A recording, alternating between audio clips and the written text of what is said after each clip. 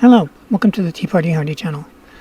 This is the review of, get ready for this super long title, Disney Star Wars Gallery, The Mandalorian Episode 4 Technology. But in real life, they should have called it, but they can't because it's Star Trek. They should have called it Welcome to the Holodeck.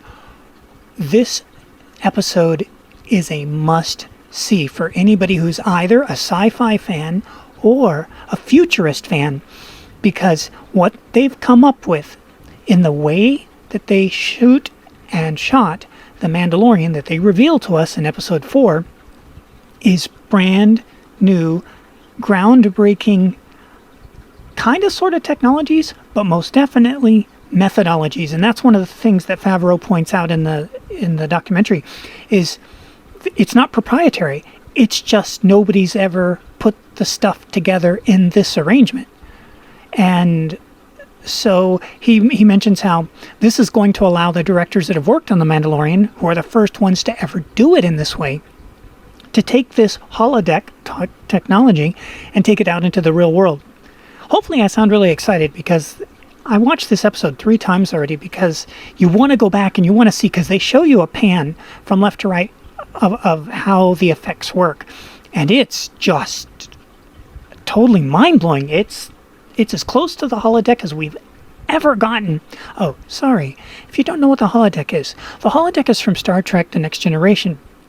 And in that show, you would go into a special room, and in that room, you would program the computer to create whatever environment you wanted, and then they never explained the magic, because hello, it's science fiction. They don't have to. But anyways, it would magically make everything come to life. So you could be at a bar in the 1920s and actually sit on bar stools and talk to people, but they were all holograms. They weren't real. Holograms or holographs? Grams. Okay, so this is desperately close.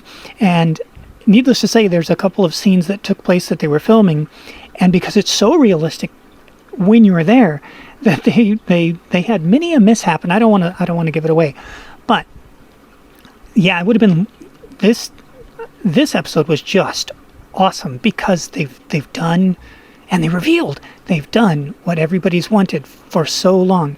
Now, is it the actual holodeck? No, but man, is it close. I mean, it's close enough that if you can put this within reach of affordability, this may be what brings people back to the currently shut down, and hopefully not forever, but malls, because they had laser tag in malls for a while, and they've introduced all these ideas in malls that were, and some of them were really good, but the human experience is you kind of burn out on it. This you can't burn out on, because you flick a switch and it goes to an entirely new environment. It's really great. So find a way to see this episode. Find a way. If you're not subscribed to Disney Plus, find a way to see this episode. It's amazing. Forget about the show. The technology in this, and what it's done, and what it's going to do for movies, what it's already done for The Mandalorian, and now they do what Walt Disney was the first one to do, which is pull back the curtain and show you Walt invented the exposition and documentary of how to for movie making, and boy, they hated him. The other filmmakers, they hated his guts for doing that. He was like that masked magician that gives away all the magic tricks. That was Walt Disney, and he didn't even put on a mask. So this carries on the legacy of Walt Disney. It absolutely carries on the legacy of George Lucas, who's not only not dead, he's actually in this. So do check it out. This is really cool. I don't know how many more episodes are left of this show, but if they're as exciting as this one, wow, I don't know how they could be. I mean, the other ones were good, and I enjoyed them. The director's one was probably my favorite until this. I mean, this is just, it's not even close. This, you got to see this episode. All right, that's enough of that. I've praised it. Check it out, and we'll see you in the future.